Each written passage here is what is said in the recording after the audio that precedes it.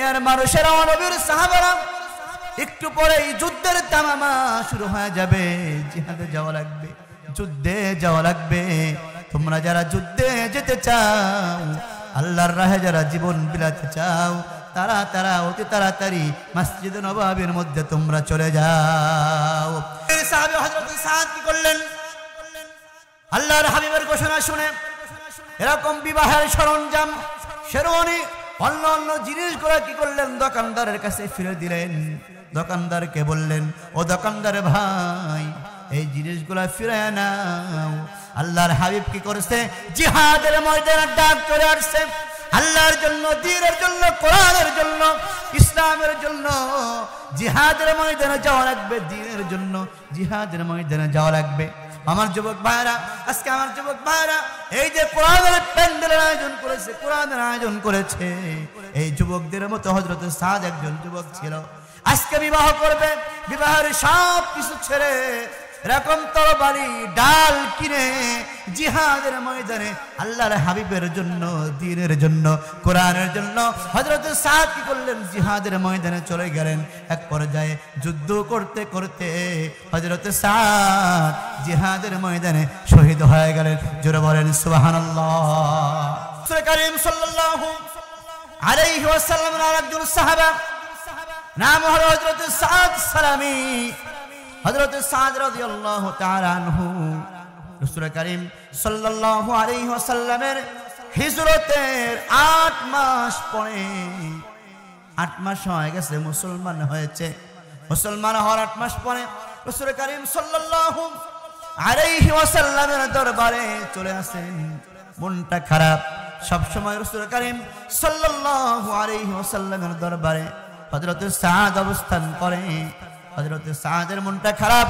আল্লাহর হাবিবকে বলতেছে, ও সাদ, তোমার মনটা কেন খারাপ একটু জানতে চাই।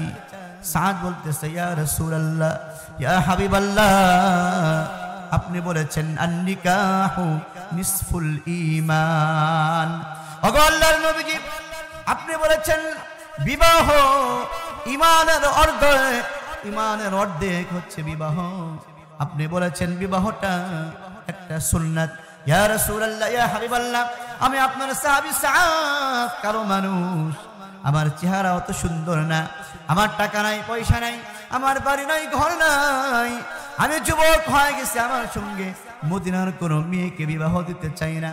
রাসূল করিম সাল্লাল্লাহু আলাইহি ওয়াসাল্লাম বললেন, এ সাদ, চিন্তা করো না, টেনশন করো না, আমি তোমার জন্য মদিনার সর্বশ্রেষ্ঠ সুন্দরী মেয়ের বিবাহের ব্যবস্থা আমি হাবিব তোমার জন্য করে দেব। জোরে বলেন সুবহানাল্লাহ। রাসূল করিম সাল্লাল্লাহু আলাইহি ওয়াসাল্লাম সাদকে বললেন, ও সাদ, টেনশন করো না, তোমার বিবাহের ব্যবস্থা আমি করতেছি। আল্লাহর হাবিব কি করলেন? সাদের জন্য একটা চিঠি লিখলেন। একটা চিঠি লিখে এই চিঠিটা মদিনার সেই সময়ের সুন্দরী মহিলার বাবা হযরতে আবু আইয়ুব আনসারীর কাছে চিঠিটা পাঠিয়ে দিলেন। সাদকে বললেন, সাদ যাও, এই চিঠিটা সুন্দরী কন্যার বাবা আবু আইয়ুব আনসারীর কাছে নিয়ে যাবা, আমার কথা বলবা, আমি তোমাকে বিবাহের প্রস্তাব দিয়ে তার কাছে পাঠিয়েছি। জোরে বলেন সুবহানাল্লাহ। এক পাগলা সাংবাদিক আছে, হকার সাংবাদিক আছে, জুতা চোর সাংবাদিক আছে, ও বারবার বলে এরকম ব্রাহ্মণবাড়িয়া দখল করবে, চট্টগ্রাম দখল করবে, এরকম সিলেট দখল করবে, বাংলাদেশকে হরণ করে ফেলবে। এটা কি মামুর বাড়ির মুয়া? কথা বলতে হবে, মামুর বাড়ির মুয়া এটা? হ্যাঁ প্রিয় ভাইরা, ভারতে 90% মুসলমান আছে নাকি 90% হিন্দু আছে? কাফের, মুশরিক, বৌদ্ধ, ইহুদি, নাসারা দিয়ে ভারত রাজ্য ভরপুর হয়ে গেছে। কিন্তু বাংলাদেশে 90% না 95% মুসলমানের দেশ হলো বাংলাদেশ। আল্লাহর হাবিব বলেছেন, মুসলমান যারা দ্বীনের জন্য, কোরআনের জন্য জীবন দিতেও কোনো পিছু পা হয় না, আর অমুশরিক যারা, এরকম মুসলমান না যারা, তারা কি করে? মৃত্যুকে ভয় পায়, আজরাইলকে ভয় পায়, মুসলমানদেরকে ভয় পায়, কোরআনের খাদেমদেরকে ভয় পায়। ঠিক কিনা বলেন? যাদের হৃদয়ে আছে আল্লাহর ভয়, তারা কবু পথ ভুলে যায় না। ঠিক কিনা বলেন? আলহামদুলিল্লাহ আলহামদুলিল্লাহ নাহমাদুহু ওয়া নাস্তাঈনুহু ওয়া নাস্তাগফিরুহু ওয়া নু'মিনু বিহি ওয়া নাতাওয়াক্কালু আলাইহি ওয়া নাউযু বিল্লাহি মিন শুরুরি আনফুসিনা মান ইয়াহদিহি ফালা হাদিয়া লাহু ونشهد أن سيدنا وسندنا وحبيبنا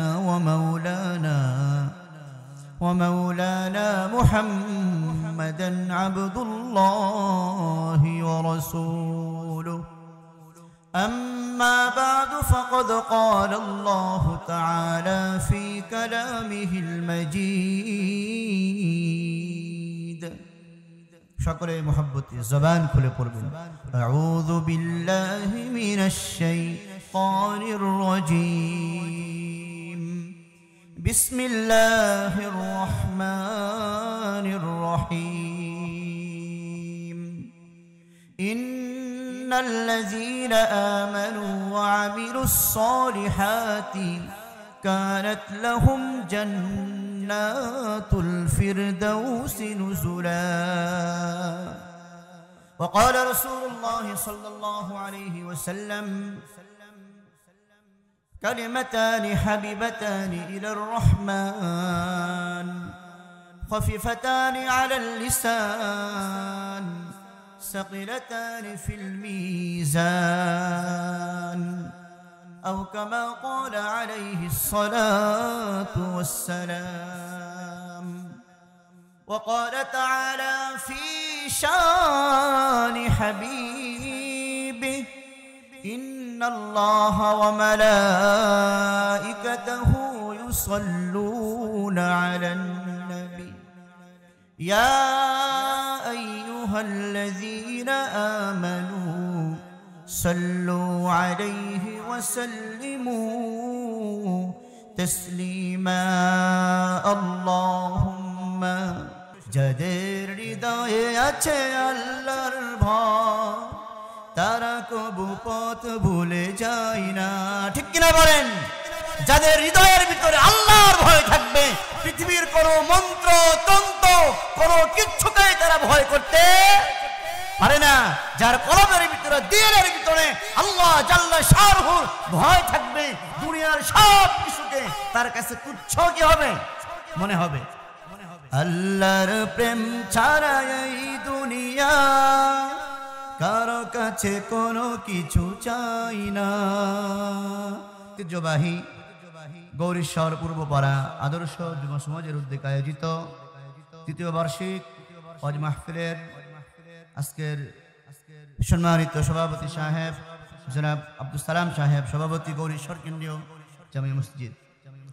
আমার ভাইরা, এই যে আমরা ছোট্ট জায়গার ভিতরে গুটি কয়েকজন মানুষ আল্লাহর কুরআন আলোচনা শুনতেছি করতেছি, রাসূল করিম সাল্লাল্লাহু আলাইহি ওয়াসাল্লাম তার জবানের মধ্যে বলেছে, আল্লাহর কোন বান্দা যদি দুনিয়ার কোন ছোট্ট জায়গা হোক, প্রত্যন্ত অঞ্চল হোক, গ্রাম হোক, গৌরীশ্বর নেন্দ্রা বাজার হোক না কেন, যেখানে কোনো মানুষ যায় না, যেখানে কোনো জনবসতি নাই, এমন জায়গাতেও যদি কোরআন হাদিসের দ্বীনের যদি আলোচনা করা হয়, ওই জায়গাটা আল্লাহ তাআলা ওই সময়ের জন্য ওই জায়গাটা জান্নাতের বাগান আল্লাহ তাআলা বানায় দেয়। জোরে বলেন সুবহানাল্লাহ। এই ছোট্ট জায়গাটা কিসের বাগান হয়েছে? কথা বলেন, কিসের বাগান হয়েছে? জান্নাতের বাগান হয়েছে। এই ছোট্ট জায়গাটাকে আল্লাহ তাআলা জান্নাতের বাগান বানিয়ে দিয়েছে।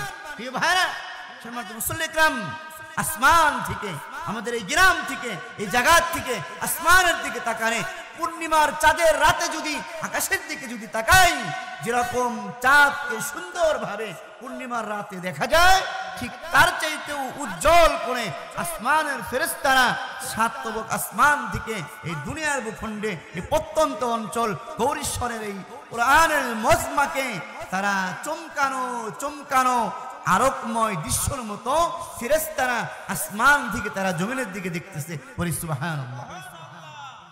আমার ভাইরা, আল্লাহর হাবিব বলেছেন, জনাবে মুহাম্মদুর রাসূলুল্লাহ সাল্লাল্লাহু আলাইহি ওয়াসাল্লাম বলেছেন, যেখানে কোরআন হাদিসের আলোচনা করা হয় ওই জায়গা থেকে শুরু করে ফেরেশতারা ওই জায়গাটাকে এরকম হাজার হাজার লক্ষ লক্ষ ফেরেশতা কোরআনের প্যান্ডেলটাকে ঘিরে বসে, তারা ঘিরে দাঁড়ায়। একজনের কাঁধে আরেকজন দাঁড়ায়, আরেকজনের কাঁধে আরেকজন দাঁড়ায়। এই যুবক ভাইরা, মুরব্বী বাবাজিরা, একে একে করে হাঁটি হাঁটি পা পা করে একজন থেকে শুরু করে জমিন থেকে শুরু করে আসমান পর্যন্ত ফেরেশতাদের লাইন আল্লাহর কাছে চলে যায়। বলেন সুবহানাল্লাহ। একজনের কাঁধের পুরো আরেকজন কি করে?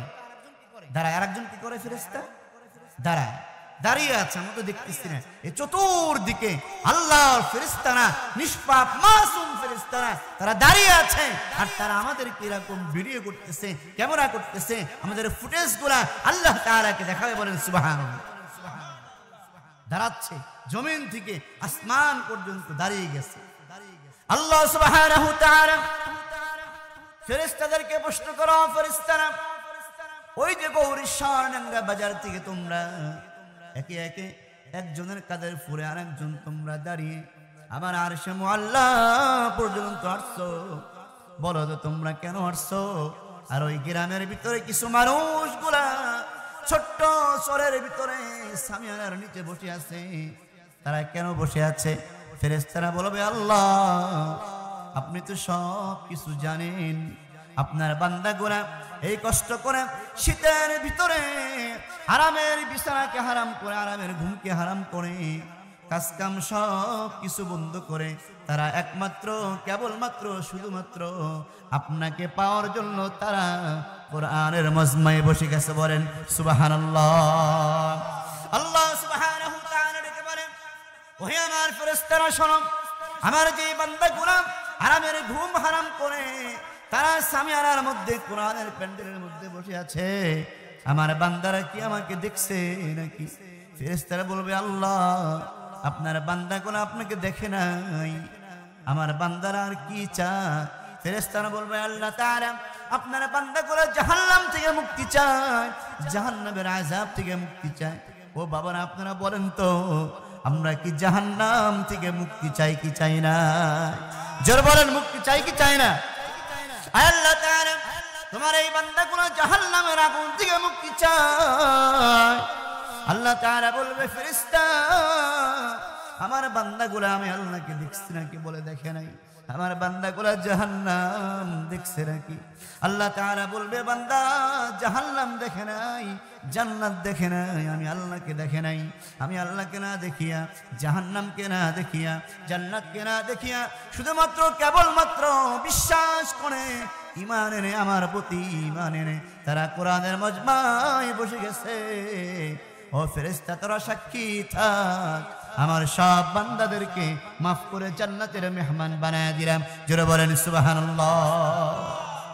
সম্মানিত মুসল্লি ইকরাম, আমি আপনাদের সামনে সূরাতুল কাহফের একটি আয়াত কারিমা তেলাওয়াত করেছি। আল্লাহ সুবহানাহু নেক আমল করবে। আচ্ছা আপনারা বলেন তো, আমরা এখানে যারা আসছি যুবক, বয়স্ক, মুরব্বী, ছোট্ট মাসুম বাচ্চারা, আমরা সবাই তো জান্নাতে যেতে চাই। কথা বলেন, যেতে চাই? আমরা মরণের পরে কোথায় যেতে চাই? মা বোনেরা যারা আছেন, আমার আম্মা জানেরা, আপনাদের জন্য গুরুত্বপূর্ণ আলোচনা সামনে আছে ইনশাআল্লাহ। আমরা সবাই কোথায় যেতে চাই? জান্নাতে যেতে চাই। ছোট বাচ্চাকে বলেন, এই বাচ্চা তুমি মৃত্যুর পরে, মারা যাওয়ার পরে তুমি কোথায় যেতে চাও? ছোট্ট বাচ্চাটাও বলবে, হুজুর আমি মরার পরে জান্নাতে যেতে চাই।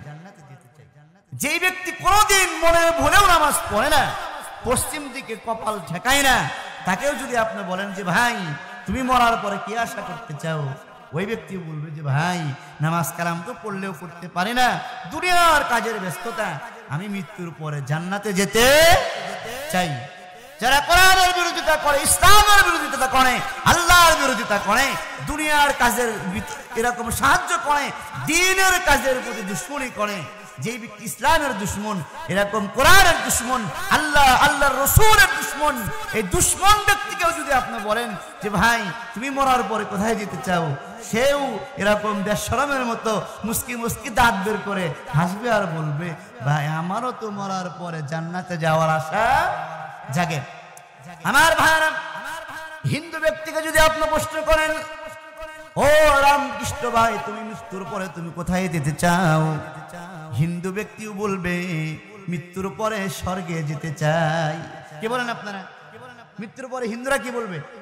স্বর্গে, স্বর্গে যেতে চাই। তার মানে হচ্ছে সব মানুষগুলাই যারা আল্লাহকে বিশ্বাস করে, যারা রবকে বিশ্বাস করে, যারা প্রভুকে বিশ্বাস করে, যারা গডকে যারা বিশ্বাস করে, অন্য অন্য ধর্মের যারা ঈশ্বরকে বিশ্বাস করে, এক কথায় যারা এরকম ধর্মকে বিশ্বাস করে, ধর্মের ভিতরে যারা আছে, যে যে ধর্মের ভিতরে থাক, তারা সবাই মরণের পরে পরকালে তারা মুসলমানরা জান্নাতে, বেহেশতে, অন্য অন্য ধর্মের লোকেরা স্বর্গে বা অন্য অন্য ভালো জায়গায় কি করতে চায়? যেতে চায়।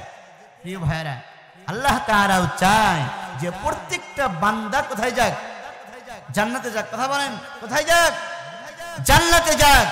আল্লাহ সুবহানাহু ওয়া তাআলা এই সূরাতুল কাহফের এই আয়াতের মধ্যে আল্লাহ তাআলা বান্দা কিভাবে জান্নাতি হবে, বান্দা কিভাবে জান্নাতে যাবে, আল্লাহ সুবহানাহু ওয়া তাআলা এই আয়াতে কারিমার ভিতরে জান্নাতে যাওয়ার জন্য দুইটা কর্মসূচি দিয়েছেন।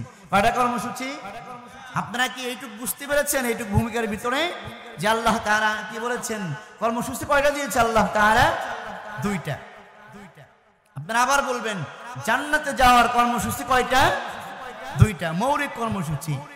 এক নাম্বার হলো ইন্নাল্লাযীনা আমানু।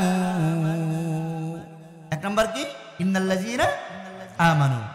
এক নাম্বার হচ্ছে আল্লাহ তাআলার প্রতি কি আনতে হবে? ঈমান আনতে হবে। সবাই বলেন, আল্লাহ তাআলার প্রতি কি আনতে হবে?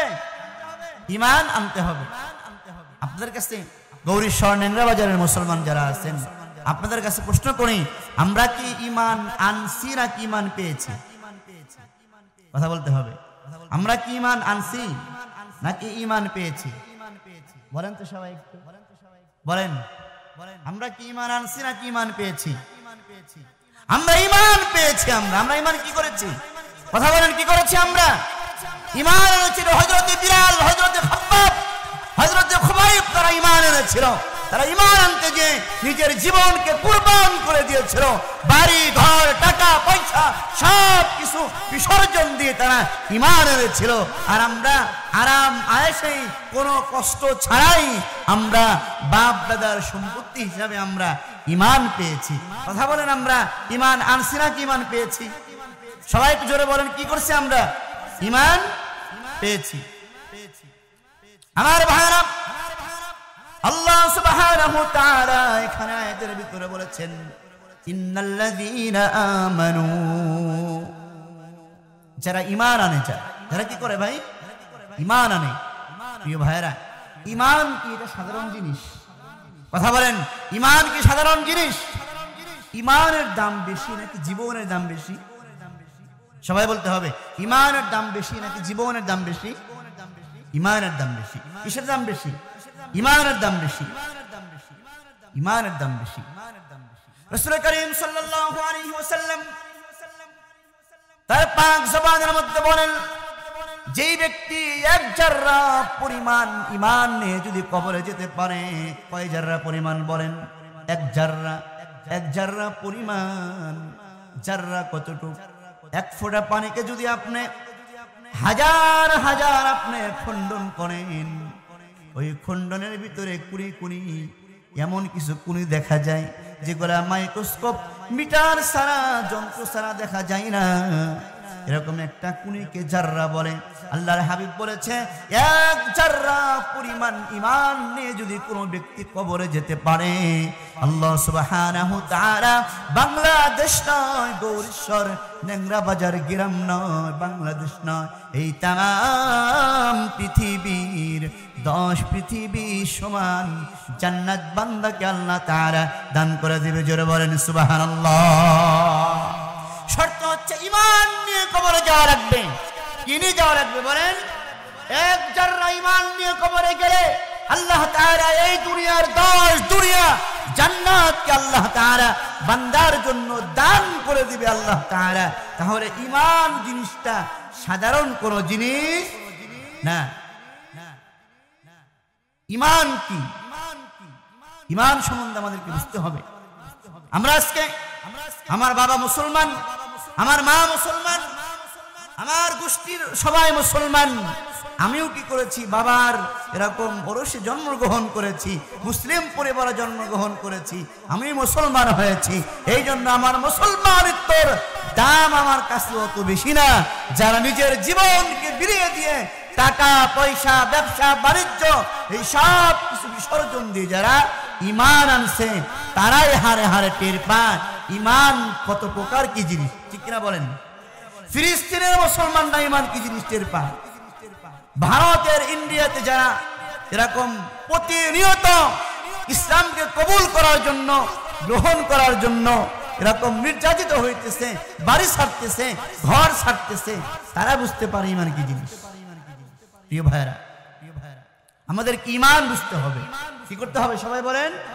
ইমান আমাদের কি করতে হবে? বুঝতে হবে।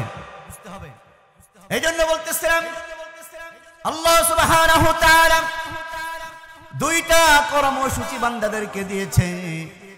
বান্দা যদি দুইটা কাজ করতে পারে তাহলে আল্লাহ তাআলা বান্দাকে এমন একটা জান্নাত দান করবে যেই জান্নাতের নাম হলো জান্নাতুল ফিরদাউস।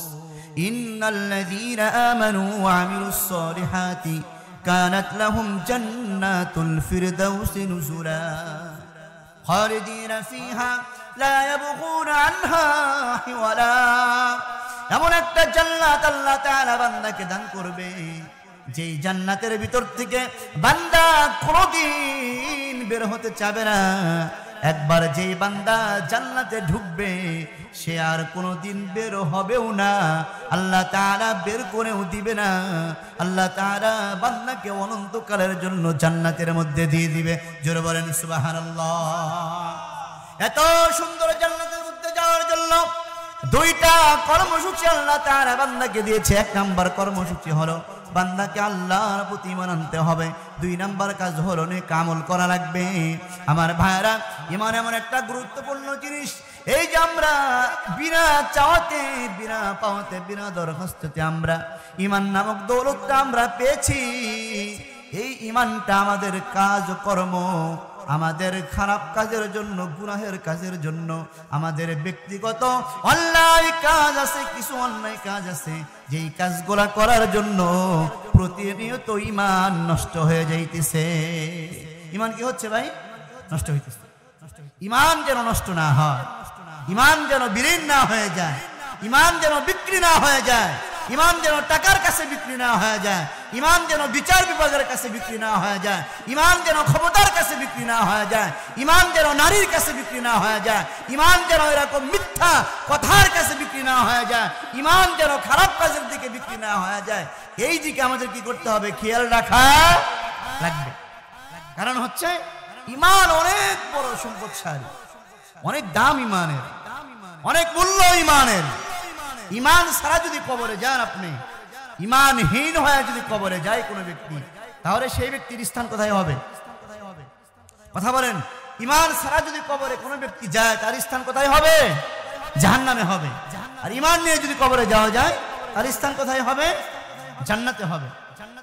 আমার ভাইরা, এই যে ঈমানটা এত গুরুত্বপূর্ণ জিনিস, আল্লাহ তাআলা সূরাতুল আলে ইমরান 4 নম্বর পারা 2 নম্বর পৃষ্ঠার মধ্যে আল্লাহ তাআলা বলেন, ইয়া আইয়ুহাল্লাযীনা আমানুত্তাকুল্লাহা হাক্কা তুকাতিহি ওয়া লা তামুতুন্না ইল্লা ওয়া আনতুম মুসলিমুন। জোরে বলেন আল্লাহু আকবার। আল্লাহ সুবহানাহু ওয়া তাআলা এখানে ঈমানদার বান্দা বান্দীদেরকে ডেকে বলেছেন, ইয়া আইয়ুহাল্লাযীনা আমানু ইত্তাকুল্লাহ। ঈমানদার বান্দা বান্দীরা, তোমরা আমি আল্লাহ তাআলাকে ভয় করো। কাকে ভয় করতে বলেছে এখানে বলেন?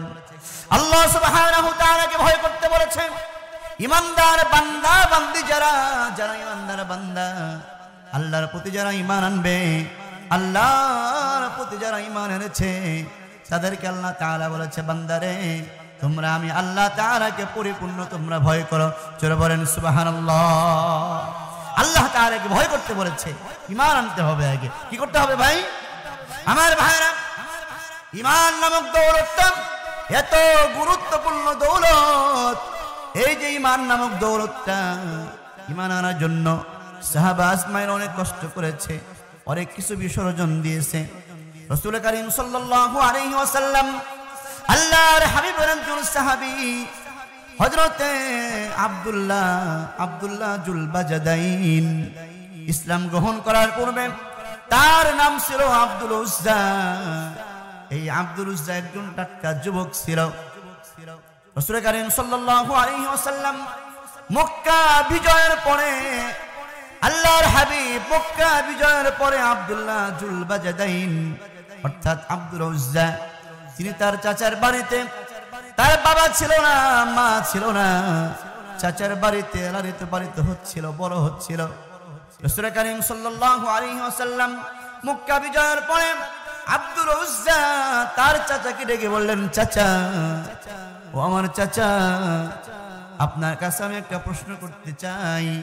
ওই যে আব্দুল্লাহর পোলা মুহাম্মদ, যিনি নবীকে নিজেকে নবী দাবি করেছেন, ওই লোকটা কেমন মানুষ? আব্দুল উজ্জার চাচা বললেন, বাবা শোনো, আমার জানা মতে রাসূল করিম সাল্লাল্লাহু আলাইহি ওয়াসাল্লাম দুনিয়ার মধ্যে সর্বশ্রেষ্ঠ মানুষ। আব্দুল উজ্জা বলেন, চাচা, তাহলে আপনি কি নিয়ত করেছেন? আপনি কি আল্লাহর হাবিবের প্রতি আপনি ঈমান আনবেন নাকি? আব্দুল উজ্জার চাচা বললেন, না ভাতিজা, আমি ঈমান আনবো না। আব্দুল উজ্জা তারা চাচাকে বললেন, চাচা, আপনি যদি ঈমান যদি না আনেন, আমি আপনার ভাতিজা নিয়ত করেছিলাম, আপনি হয়তো আমার চাচা, আপনি হয়তো আগে ঈমান আনবেন, কিন্তু আপনি যেহেতু ঈমান আনবেন না, আপনাকে আমি সাক্ষী রেখে আমি হাবিবের প্রতি ঈমান আনলাম, পড়ে দিলাম লা ইলাহা ইল্লাল্লাহু মুহাম্মাদুর রাসূলুল্লাহ। সকলে বলে সাল্লাল্লাহু আলাইহি ওয়াসাল্লাম। ঈমান এনে নিল। চাচা বলতেছে, ভাতিজা, তুমি যে ঈমান যে তুমি আনলা, এই ঈমান আনার কারণে তোমার কি হবে তুমি কি জানো? কি হবে তোমার, তুমি কি জানো?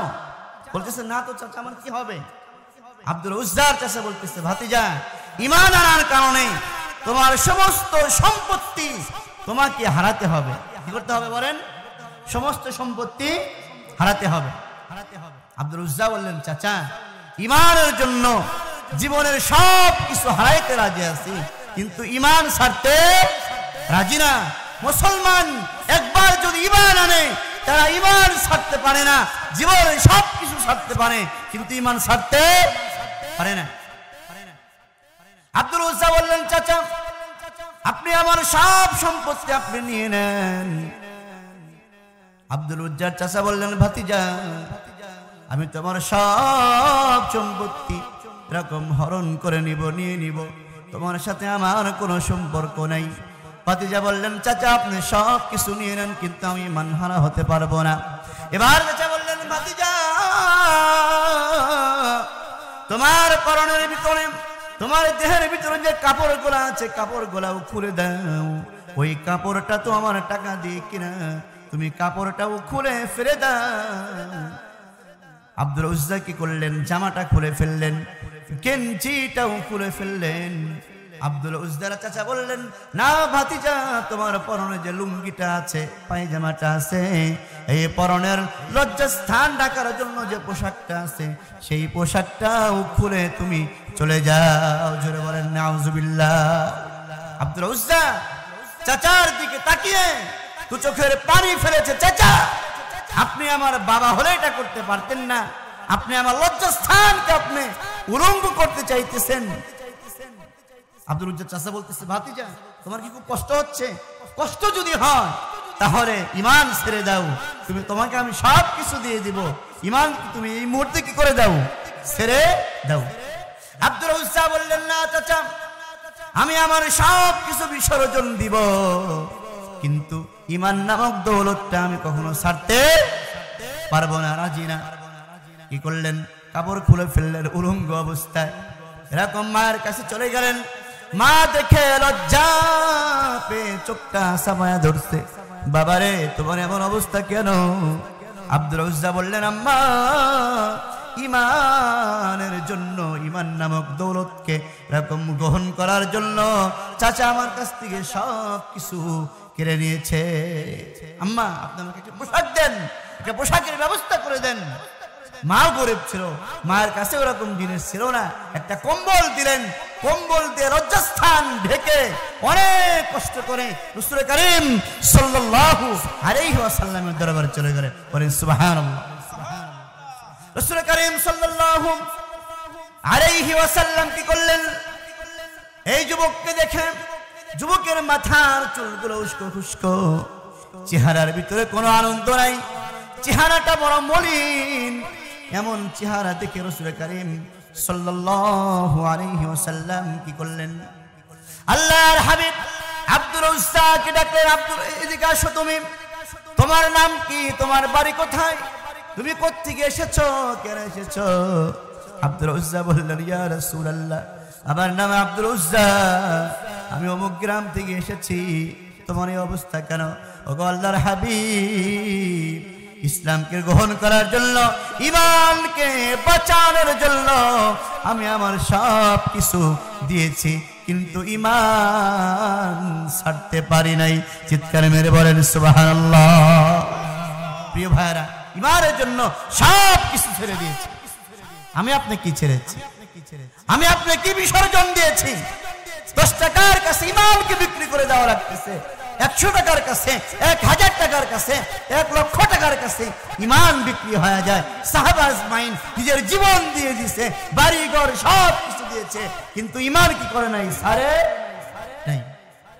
প্রিয় ভাইরা, রাসূল করিম সাল্লাল্লাহু আলাইহি ওয়াসাল্লাম আব্দুল উজ্জাকে ডাকলেন, আব্দুল উজ্জা এদিকে আসো, তুমি কোনো কষ্ট নিও না, কোনো কষ্ট নিও না, তুমি আমার দিকে তাকাও, তুমি তোমার বাড়ি ছেড়েছ, ঘর ছেড়েছ, তুমি তোমার সব কিছু বিসর্জন দিয়েছ, আল্লাহ তাআলা এটার বিনিময় পরকালে তোমাকে আল্লাহ তাআলা কোটি কোটি গুণ বেশি সম্মান দান করবে। জোরে বলেন সুবহানাল্লাহ। রাসূল করিম সাল্লাল্লাহু আলাইহি ওয়াসাল্লাম আব্দুল উজ্জাকে ডাকলেন, বুকের ভিতরে নিলেন, আলিঙ্গন করলেন, ভালোবাসা দিলেন, ভালোবাসলেন, মাথার মধ্যে হাত রাখলেন, হাত রেখে বললেন, আব্দুল উজ্জা, আজকের থেকে তোমার নাম আব্দুল উজ্জা হতে পারে না, আজকের থেকে তোমার নাম আমি হাবিব রেখে দিলাম, তোমার নাম হলো আব্দুল্লাহ। জোরে বলেন সুবহানাল্লাহ। আল্লাহ তাআলার কাছে সবচাইতে 2টা নাম প্রিয়, একটা নাম হলো আব্দুর রহমান, আর একটা নাম হলো আব্দুল্লাহ। আল্লাহর হাবিব কি করলেন? আব্দুল্লাহ, আব্দুল উজ্জার নামকে আল্লাহ হাবিব আব্দুল্লাহ রেখে দিলেন, আল্লাহর প্রিয় নাম রেখে দিলেন। আব্দুল উজ্জা কি করলেন? এরকম আসওয়াফে সুফার ভিতরে থাকতে শুরু করলেন, চিৎকার করে জোরে জোরে কোরআন তেলাওয়াত করে।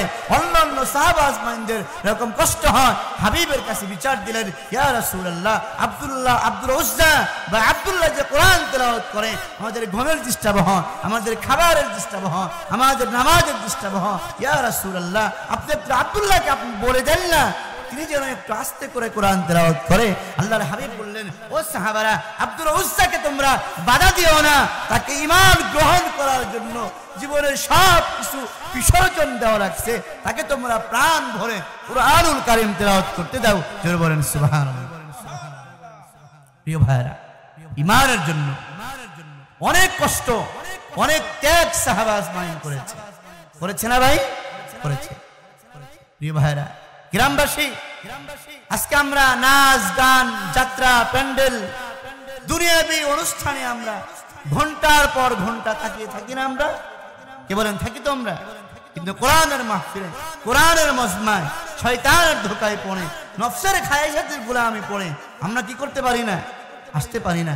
এটা আমাদের দুর্ভাগ্য, এটা আমাদের সৌভাগ্য না দুর্ভাগ্য? আমার ভাইরা, আপনাদেরকে বলতেছিলাম, আল্লাহ সুবহানাহু ওয়া তাআলা জান্নাতুল ফিরদাউস যুবকদেরকে দিবে, বৃদ্ধদেরকে দিবে, মা বোনদেরকে দিবে, সবার জন্য জান্নাত আল্লাহ তাআলা দিবে। কিন্তু শর্ত কয়টা? 1 নম্বর শর্ত হলো সচ্চা ঈমান লাগবে, যেই ঈমানের ভিতরে কোনো ভেজাল থাকবে না। ঈমানের মধ্যে কি থাকবে না? ভেজাল থাকবে না। 2 নম্বর হলো নেক আমল করা লাগবে, এমন কিছু নেক আমল। আমার যুবক ভাইরা, মুরব্বী বাবাজিরা, এই যে আমরা যতজন এখানে বসে আছি, মাইকের আওয়াজ যারা শুনতেছেন, আমাদের জীবনে কিন্তু গুনাহ আছে না?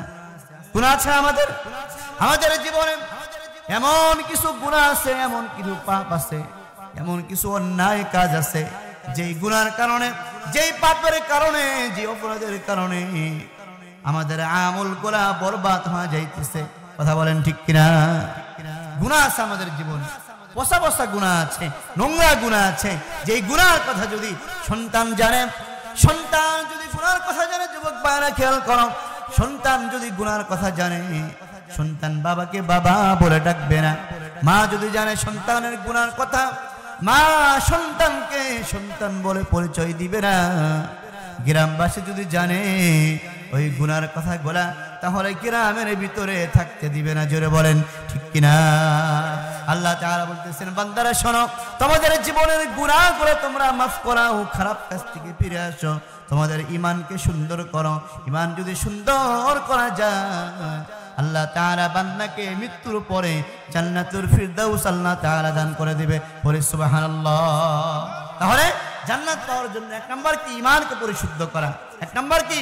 আল্লাহ তাআলার প্রতি পরিপূর্ণ ঈমান আনা। দুই নাম্বার হচ্ছে নেক আমল করা। নেক আমল কি?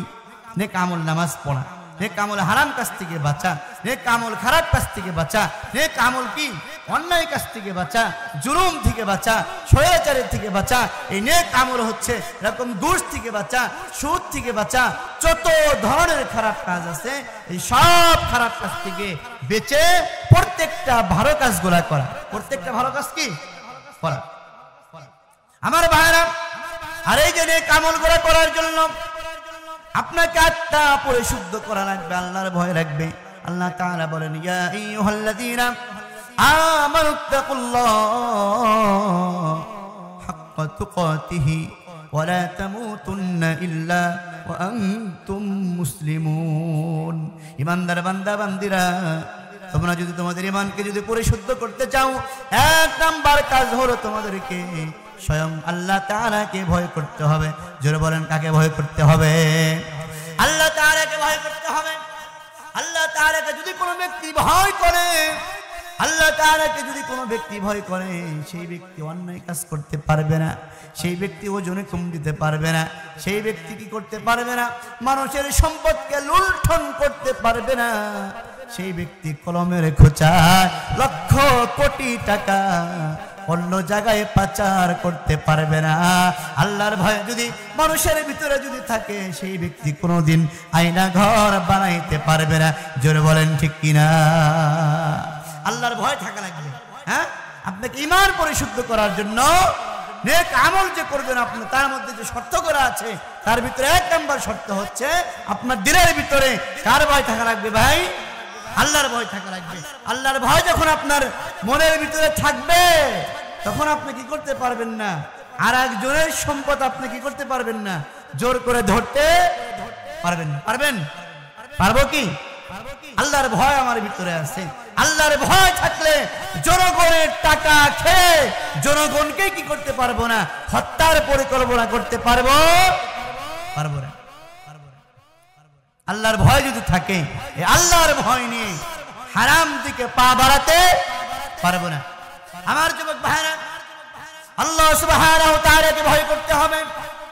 আল্লাহ তাআলাকে পরিপূর্ণ যদি ভয় করতে পারি, তাহলে আল্লাহ তাআলাকে পরিপূর্ণ ভয় করলে আমার দ্বারা হারাম কাজ সংগঠিত হবে না। জোরে বলেন ঠিক কিনা? জিকির করি লা ইলাহা ইল্লাল্লাহ, লা ইলাহা মুহাব্বতে ইল্লাল্লাহ, লা ইলাহা ইল্লাল্লাহ মুহাম্মাদুর রাসূলুল্লাহ। সকলে বলি সাল্লাল্লাহু আলাইহি ওয়াসাল্লাম। আমার মা বোনেরা, গৌরী স্বর্ণেন্দ্রা বাজারের মুসলমান যুবক ভাইরা, মুরব্বী বাবাজিরা, এই যে গ্রামের ভিতরে আপনারা আজকে কোরআনের আয়োজন করেছেন, এই গ্রামের যুবক ভাইরা অক্লান্ত পরিশ্রম করে আজকে যারা কোরআনুল কারীমের আয়োজন করেছে, যারা আজকে তারা যদি কোরআনের আয়োজন যদি না করে, গান বাজনার আয়োজন করতো, কোনো কিছু করার ছিল? কথা বলেন, করার ছিল? গান বাজনা খারাপ কিছুর আয়োজন না করে কোরআনের আয়োজন তারা করেছে। আল্লাহ তাআলা তাদের প্রতি খুশি হয়ে গেছে। বলি সুবহানাল্লাহ। এই গ্রামের ভিতরে গান বাজনা হয় না? গান বাজনা হয় না, কিন্তু গান বাজনা আয়োজন না করে কুরআনুল কারীমের আয়োজন করেছে। এটার জন্য আল্লাহ তাআলা যুবকদেরকে যারা কষ্ট করেছে, টাকা পয়সা বুদ্ধি শ্রম দিয়ে যারা সহযোগিতা করেছে, আল্লাহ তাআলা সবাইকে কোরআনের জন্য কবুল করুক, আমিন বলি। প্রিয় ভাইরা, বলতেছিলাম ঈমান যে আছে, ঈমানকে মজবুত করার জন্য নেক আমল যে আমরা করব, এই নেক আমল করার জন্য এক নাম্বার পথ হচ্ছে আল্লাহ তাআলাকে ভয় করা। আল্লাহর ভয় যখন মনের ভিতরে থাকবে, তখন কি করতে পারবো না? আমি কোনো অন্যায় কাজের দিকে যাওয়া পারবো না। আমার ভাইরা, আল্লাহ তাআলার জন্য ডেকে ডেকে বলতেছেন, ইয়া আইয়ুহাল্লাযীনা আমানুত্তাকুল্লাহ। এই দুনিয়ার মানুষেরা, ইমানদার বান্দা বান্দিরা, তোমরা আমি আল্লাহকে ভয় করো, ভয় করার মতো ভয় করো। বান্দা যদি আল্লাহকে ভয় করে, যুবক যদি আল্লাহকে ভয় করে, যুবতী যদি আল্লাহকে ভয় করে, ওই যুবক যুবতী কোনো নাফরমানি করতে পারবে না, খারাপ কাজ করতে পারবে না। আল্লাহর ভয়ের কারণে বান্দা সকল ধরনের হারাম কাজ থেকে বেঁচে আল্লাহর মেহমান হয়ে যাবে। জোরে বলেন সুবহানাল্লাহ।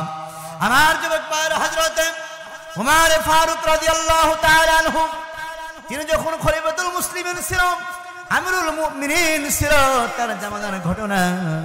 খলিফাতুল মুসলিমিন আমিরুল মুমিনিন তিনি কি করতেন? রাতের বেলায় হেঁটে হেঁটে গ্রামের ভিতরে চলাফেরা করতেন, আর দেখতেন গ্রামের ভিতরে কোনো মানুষ কোনো কষ্টে আছে কিনা, গ্রামের মানুষগুলা কোনো খারাপ কাজ করে কিনা।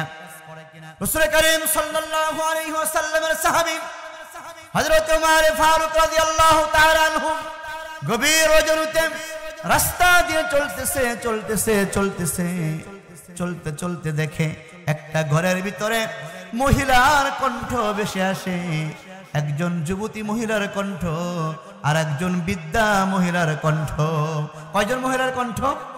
দুইজন মহিলার কণ্ঠ, একজন যুবতী আর একজন বৃদ্ধা।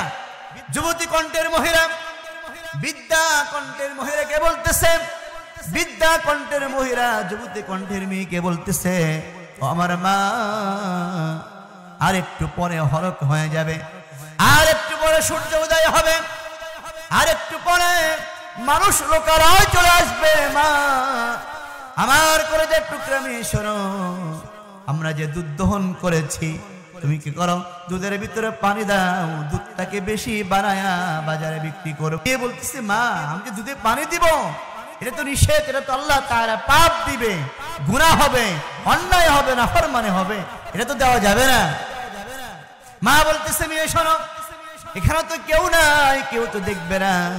মেয়ে বলতেছে, আম্মা জান শোনো, খলিফাতুল মুসলিমিন আমিরুল মুমিনিন আইন জারি করেছে, দুধের মধ্যে পানি দেওয়া যাবে না, শাস্তির বিধান করেছে।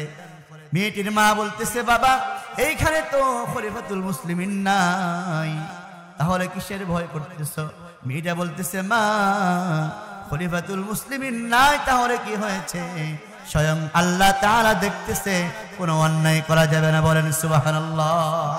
কোনো অন্যায় করা যাবে না। আল্লাহ তাআলাকে ভয় করে ওই কাজ থেকে ফিরে আসছে।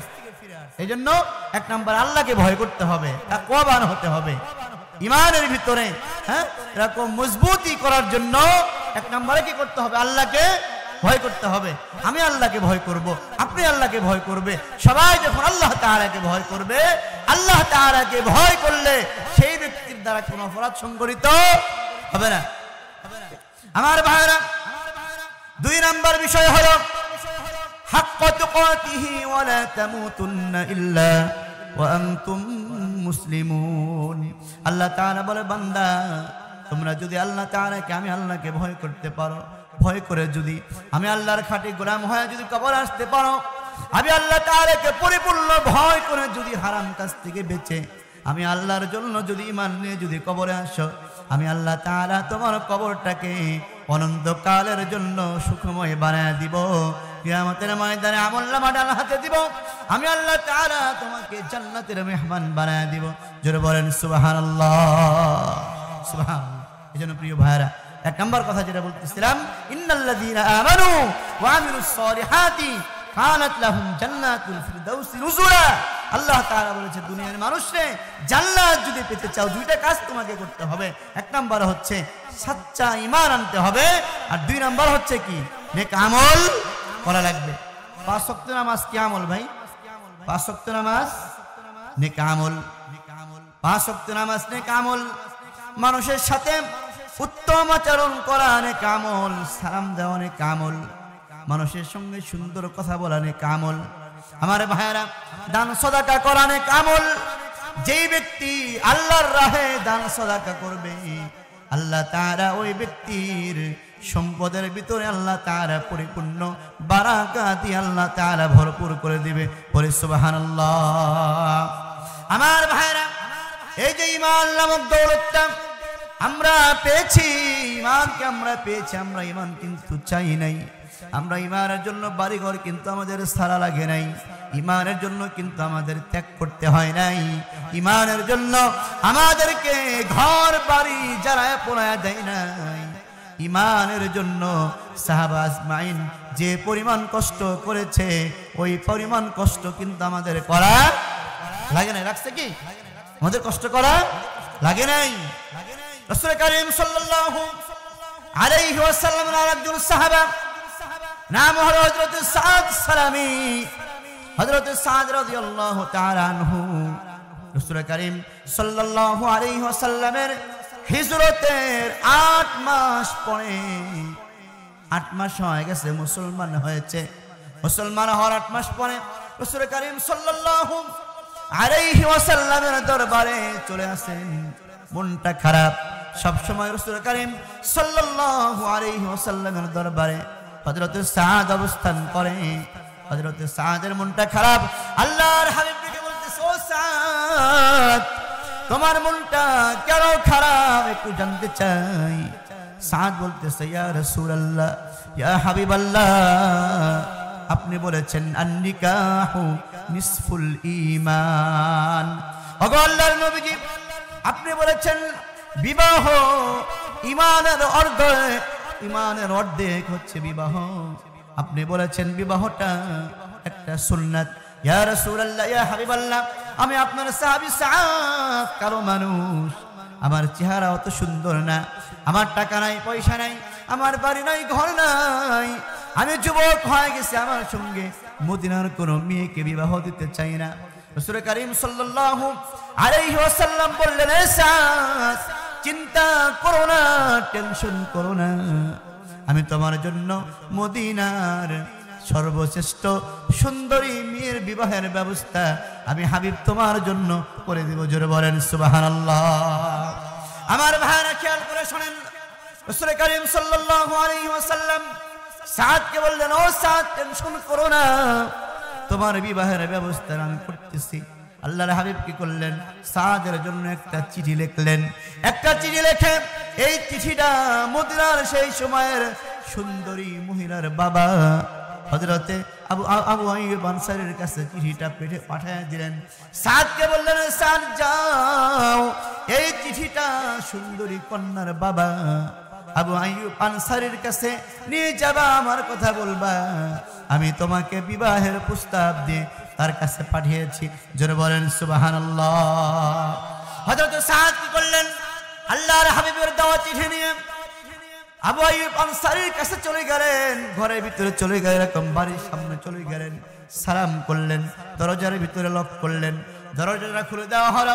আবু আইয়ুব আনসারী চলে আসলো, সালাম করলেন আর বললেন ওগো আল্লাহর বান্দা আল্লাহর হাবিব জনাবে মুহাম্মদুর রাসূলুল্লাহ সাল্লাল্লাহু আলাইহি ওয়াসাল্লাম আপনার কাছে এই চিঠিটা দিয়ে আপনার কাছে আমাকে পাঠিয়েছে।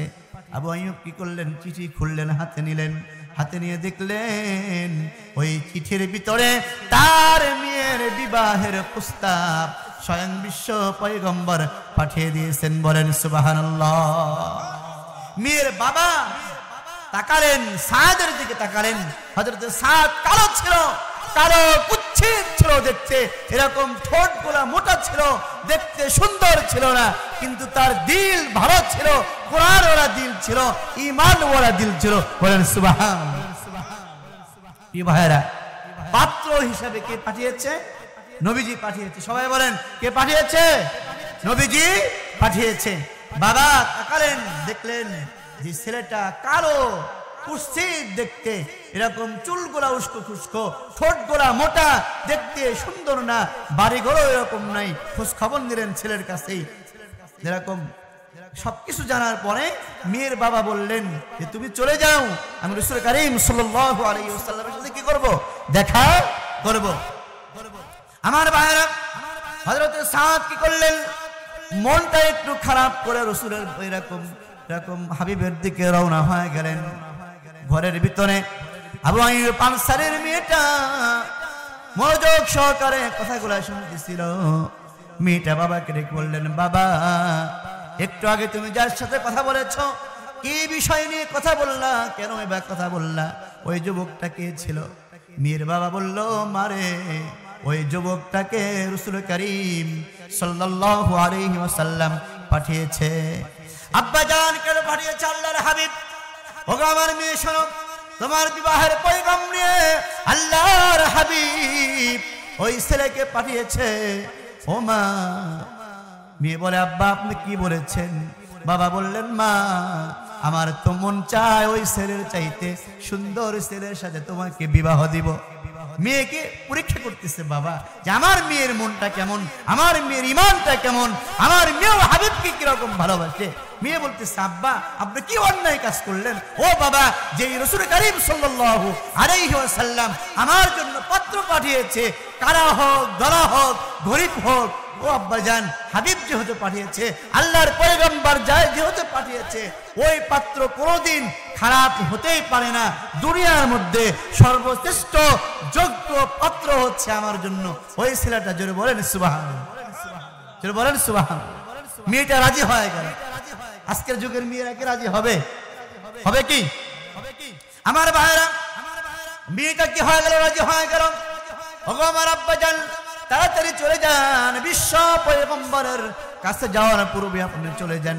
আল্লাহর হাবিব যদি বুঝতে পারে আপনি না করে দিয়েছেন, আল্লাহর নবী মনে বড় কষ্ট পাবে। আমার ভাইরা, বর্তমান যুগের মা বোনেরা, আমার পর্দাশীল মা বোনেরা, আজকে তো মা বোনেরা দিনদার ছেলেকে অত পছন্দ করে না। আজকের যুগের মা বোনেরা পছন্দ করে টাকাওয়ালা, পয়সাওয়ালা যুবকদেরকে, ঠিক কিনা বলেন? যে যুবকের টাকা বেশি, বাড়ি বেশি, গাড়ি বেশি, তাদেরকে পছন্দ করে, আমল দেখে না, চরিত্র দেখে না। আজকে কি করে? টাকা দেখে, বাড়িঘর দেখে, সরকারি চাকরি দেখে, কি বলেন ঠিক কিনা?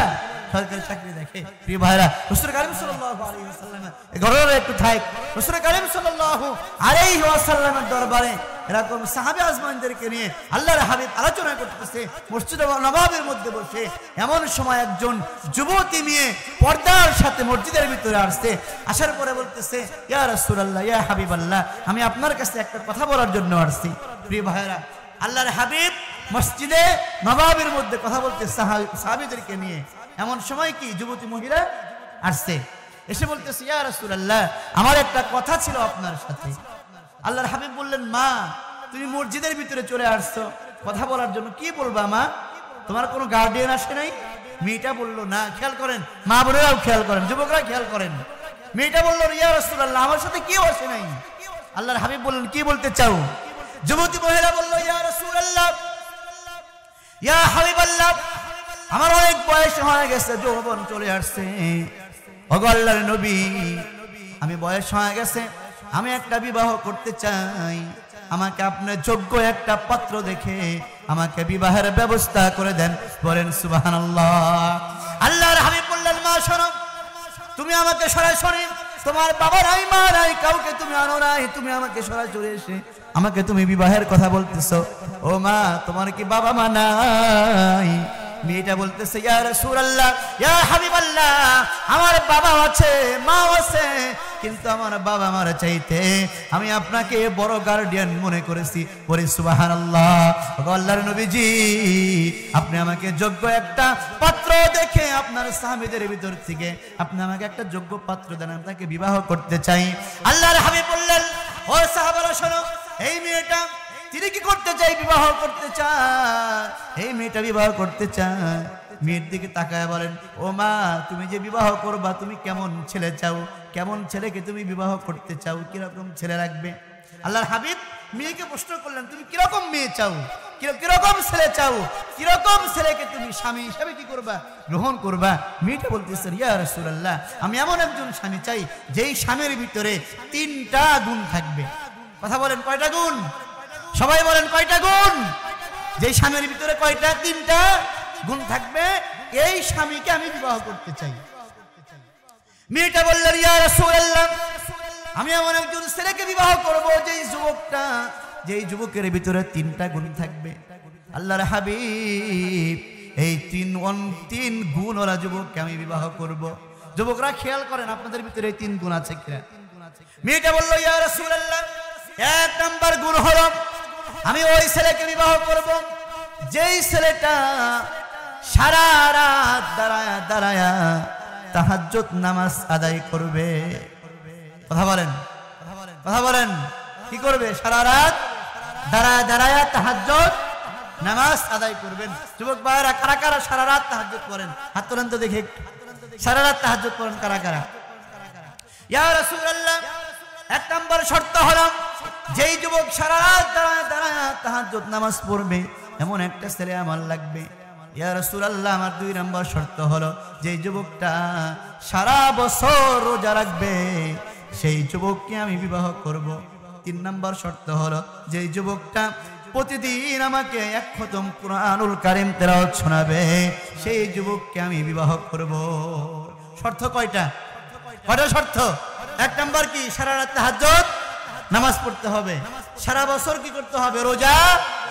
আপনারা বলেন তো সারা দিন যদি রোজা রাখে, সারা বছর যদি রোজা রাখে, সারা রাত যদি তাহাজ্জুদ নামাজ আদায় করে, সারা দিন যদি কোরআন তেলাওয়াত করে, বিবির কাছে এরকম হক আদায় করতে পারবে কি? কথা বলেন না কেন, পারবে? আপনারা কি কিছু বুঝতেছেন? পারবে না। আল্লাহর হাবিব বললেন মা তুমি কেমন শর্ত বলতেছো, তুমি কি চিন্তা ভাবনা করে শর্তগুলা বলতেছো? মারে তুমি কি জানো সারাটা বছর যদি সেই ব্যক্তি ওই যুবক যদি সারা বছর যদি রোজা রাখে, তুমি কি জানো রোজার কি বিধান? রোজার বিধান হলো সুবহে সাদেকের পর থেকে সূর্যাস্ত পর্যন্ত খানা পিনা স্ত্রী খায়সাত থেকে বাঁচা থাকা লাগবে।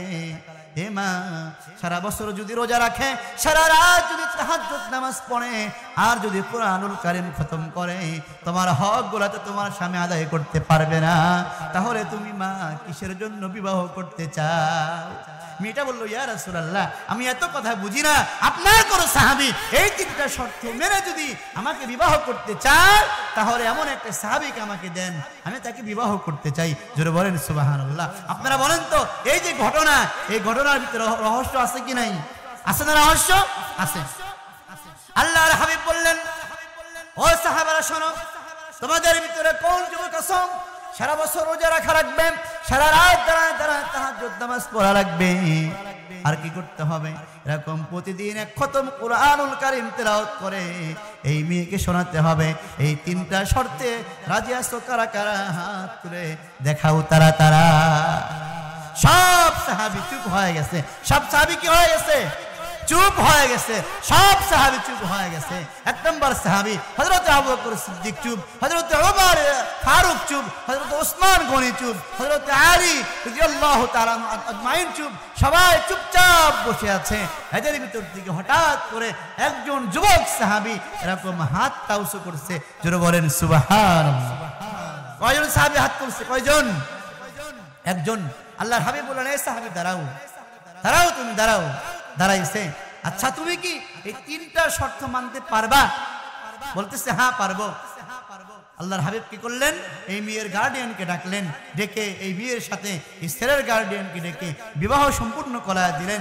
একদিন চলে গেল, 1 সপ্তাহ, 2 সপ্তাহ, 1 মাস, 2 মাস পূর্ণ হওয়ার পরে এই মেয়েটা আবারও ওই স্বামীর হাত ধরে আল্লাহর হাবিবের দরবারে আসছে। ইয়া রাসূলুল্লাহ, ইয়া হাবিবাল্লাহ, আপনি যেই আপনার সাহাবীকে আমার সঙ্গে বিবাহ করায় দিয়েছেন, আপনার সাহাবীর 3টা শর্ত ছিল। 1 নম্বর শর্ত ছিল সারা দিন কি করবে? রোজা রাখবে, সারা রাত তাহাজ্জুদ নামাজ পড়বে এবং প্রতিদিন কুরআনুল কারীম খতম করে ঘুমাবে। ইয়া রাসূলুল্লাহ এই 3টা শর্তের একটা শর্তও কি করে না আপনার সাহাবী পালন করে না।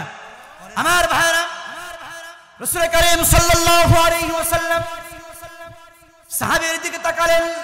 ও সাহাবী সত্যি করে বলে তো তোমার বিবি তোমার জন্য অভিযোগ করেছে তুমি নাকি নামাজ পড়ো না সারা রাত বলে, তুমি নাকি রোজা রাখো না, তুমি নাকি কুরআনুল কারীম তেলাওয়াত করে শোনাও না, খতম করো না, অথচ তুমি সব সাহাবীদের ভিতরে তুমি এরকম ওয়াদাবদ্ধ হয়ে তুমি এই মেয়েকে বিবাহ করেছ। কারণ কি? তুমি বলতেছো, তোমার স্ত্রী বলতেছ তুমি কোনো কিছু পালন করো না। সাহাবী বলতেছে ইয়া রাসূলুল্লাহ আমার স্ত্রী যা বলছে এই সব কিছু মিথ্যা কথা বলছে, তিনটা জিনিস আমি পালন করি। বলেন সুবহানাল্লাহ। মা বোনেরা দেখেন সাহাবা আজমাইনদের কি অবস্থা ছিল। রাসূল কারীম সাল্লাল্লাহু আলাইহি ওয়াসাল্লাম বললেন ও সাহাবী বলো তো দেখি কি সমস্যা তোমাদের। সাহাবী বলল ইয়া রাসূলুল্লাহ ইয়া হাবিবাল্লাহ আপনার পাক জবান দিয়ে আপনি বলেছেন যে এই ব্যক্তি ইশার নামাজ আদায় করবে, জামাতের সাথে আদায় করবে, এবং যে ব্যক্তি ফজরের নামাজ আদায় করবে আল্লাহ তাআলা সারা রাত ঘুমানোর পরেও তার আমলনামায় তাহাজ্জুদ নামাজের সওয়াব দান করে দিবে। জোরে বলেন সুবহানাল্লাহ। ইয়া রাসূলুল্লাহ আপনি তো বলেছেন ইশার নামাজ পড়লে, ফজরের নামাজ পড়লে তাহলে সারা রাত ঘুমানোর পরেও তার আমলনামায় তাহাজ্জুদের সওয়াব হয়। ইয়া রাসূলুল্লাহ আমি কষ্ট করে নতুন বিবাহ করেছি, আমি কেন দাঁড়ায় দাঁড়ায় তাহাজ্জুদ নামাজ পড়বো? ইশার নামাজ আপনার পিছনে আদায় করি, ফজরের নামাজ আপনার পিছনে আদায় করি। ইয়া রাসূলুল্লাহ আমি সারা রাত ঘুমাই, নাক ডেকে ঘুমাই, আমার স্ত্রীর সাথে আমি থাকি, আনন্দ ফুর্তি করি, স্ত্রীর হক আদায় করি, আর ইশার নামাজ ফজরের নামাজ জামাতের সাথে আদায় করি। আপনিই বলেছেন সারা রাত তাহাজ্জুদ নামাজের সওয়াব পাওয়া যায়। জোরে বলেন সুবহানাল্লাহ। কি বলেন পাওয়া যায় না? পাওয়া যায়। মেয়েটা উত্তর পেয়ে গেছে। ইয়া রাসূলুল্লাহ 2 নম্বর শর্ত হলো আপনি বলেছেন সারা বছর রোজা রাখা লাগবে। এই মেয়েটার 2 নম্বর শর্ত হলো সারা দিন রোজা রাখা লাগবে, সারা বছর রোজা রাখা লাগবে। আপনি বলেছেন এই দুনিয়ার মানুষেরা শোনো, যেই ব্যক্তি রমজান মাসের 30টা রোজা রাখবে আর শাওয়ালের 6টা রোজা রাখবে, শাওয়াল মাসের 6টা রোজা রাখবে, এই 6টা রোজা 30 দিনের 30টা রোজা যদি কোনো ব্যক্তি রাখতে পারে তাহলে সারা বছর রোজা রাখার সওয়াব আল্লাহ তাআলা সেই ব্যক্তির আমলনামায় দান করে দেবে। জোরে বলেন সুবহানাল্লাহ।